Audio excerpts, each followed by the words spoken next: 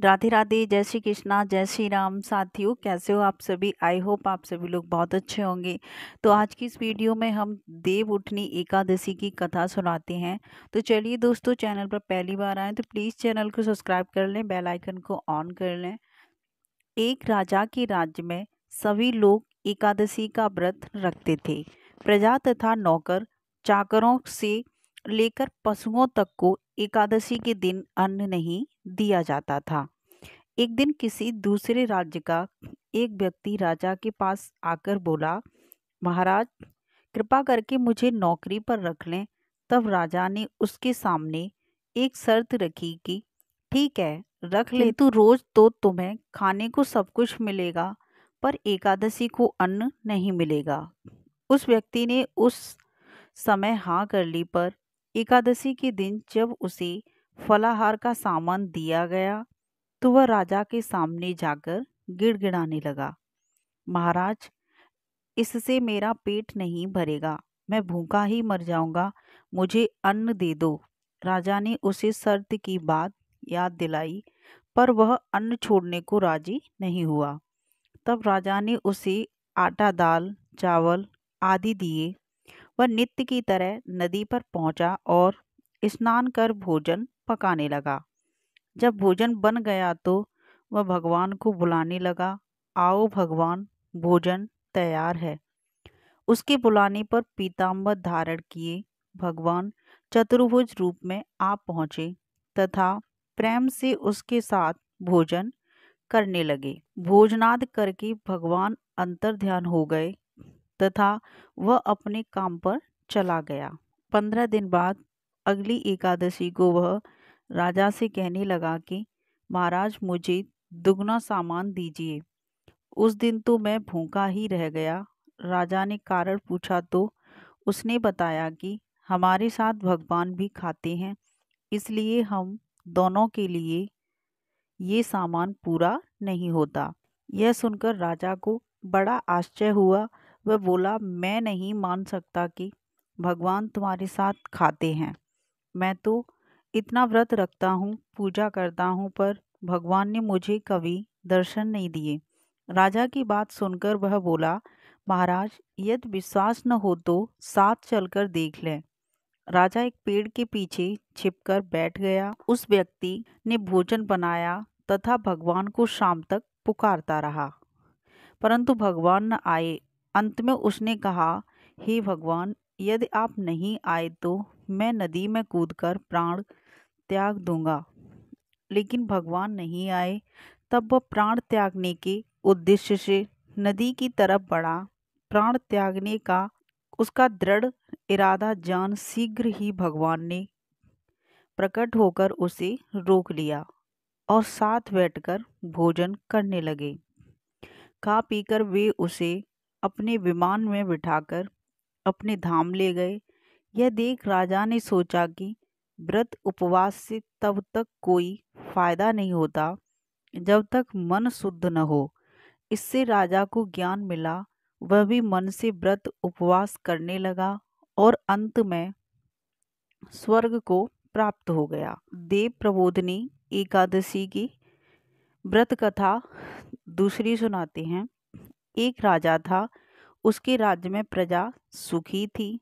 एकादशी को कोई भी अन्न नहीं बेचता था, सभी फलाहार करते थे। एक बार भगवान ने राजा की परीक्षा लेनी चाहिए। भगवान ने एक सुंदरी का रूप धारण किया तथा सड़क पर बैठ गए। तभी राजा उधर से निकला और सुंदरी को देख चकित रह गया। उसने पूछा, हे सुंदरी, तुम कौन हो और इस तरह यहाँ क्यों बैठी हो? तब सुंदर स्त्री बने भगवान बोले, मैं निराश्रिता हूँ। नगर में मेरा कोई जाना पहचाना नहीं है, किससे सहायता मांगूं? राजा उसके रूप में मोहित हो गया था। वह बोला, तुम मेरे महल में चलकर मेरी रानी बनकर रहो।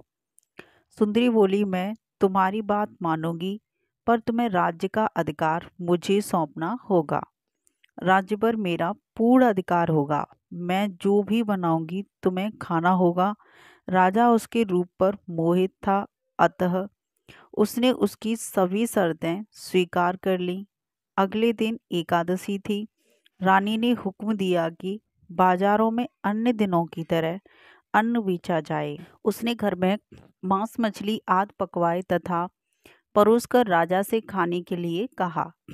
यह देखकर राजा बोला, रानी, आज एकादशी है, मैं तो केवल फलाहार ही करूंगा। तब रानी ने शर्त की याद दिलाई और बोली, या तो खाना खाओ, नहीं तो मैं बड़े राजकुमार का सिर काट लूंगी। राजा ने अपनी स्थिति बड़ी रानी से कही तो बड़ी रानी बोली, महाराज, धर्म न छोड़ें, बड़े राजकुमार का सिर दे दें। पुत्र तो फिर मिल जाएगा पर धर्म नहीं मिलेगा। इस दौरान बड़ा राजकुमार खेलकर आ गया। माँ की आंखों में आंसू देखकर वह रोने का कारण पूछने लगा तो माँ ने उसे सारी वस्तु स्थिति बता दी। तब वह बोला, मैं सिर देने के लिए तैयार हूँ। पिताजी के धर्म की रक्षा होगी, जरूर होगी।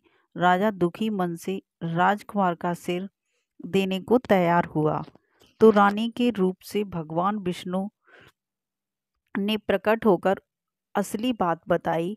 राजन, तुम इस कठिन परीक्षा में पास हुए। भगवान ने प्रसन्न मन से राजा से वर मांगने को कहा तो राजा बोला, आपका दिया सब कुछ है, हमारा उद्धार करें। उसी समय वहां एक विमान उतरा। राजा ने अपना राज्य पुत्र को सौंप दिया और विमान में बैठकर परम धाम को चला गया।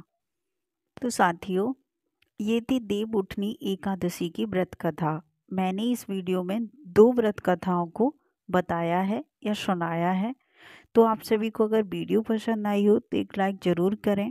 चैनल पर पहली बार आएँ तो प्लीज़ चैनल को सब्सक्राइब कर लें और बेल आइकन को ऑन कर लें, जिससे कि जब भी मेरे चैनल पर कोई भी वीडियो अपलोड की जाए तो आप सभी तक वह वीडियो सबसे पहले पहुंचे। तो दोस्तों, अगली कथा सुनने के लिए आप चैनल को सब्सक्राइब करके रखें। अगले वीडियो में हम बताएंगे कि हमें विष्णु भगवान की पूजा अर्चना कैसे करनी चाहिए, कितने बजे उस दिन हमें जगना है और किस तरीके से हमें उनकी पूजा करनी है। अगली कथा शंखचूड़ राक्षस की रहने वाली है। तो अगली वीडियो को आप ज़रूर देखें और बिना स्किप किए पूरा अंत तक वीडियो को ज़रूर देखा करें।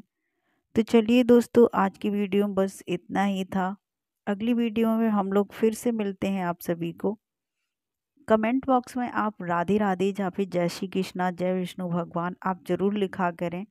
साथियों, अगर हमने एकादशी का व्रत रखा है तो फिर ये कथा सुनना बहुत ज़रूरी बनता है आपके लिए। अगर हमने एकादशी के दिन इस व्रत को नहीं रखा है तब भी इस कथा को सुनना चाहिए। कोई सी भी एक कथा सुन लें विष्णु भगवान की और भगवान का नाम भी ले लें उस दिन, तो बहुत शुभ माना जाता है। जैसे हमें सामर्थ्य नहीं है व्रत रखने की तो हम भगवान की कथाएं तो अवश्य सुने। ये कोई पौराणिक कथा नहीं है, ये उसी टाइम की कथाएं हैं जब भगवान विष्णु स्वयं थे।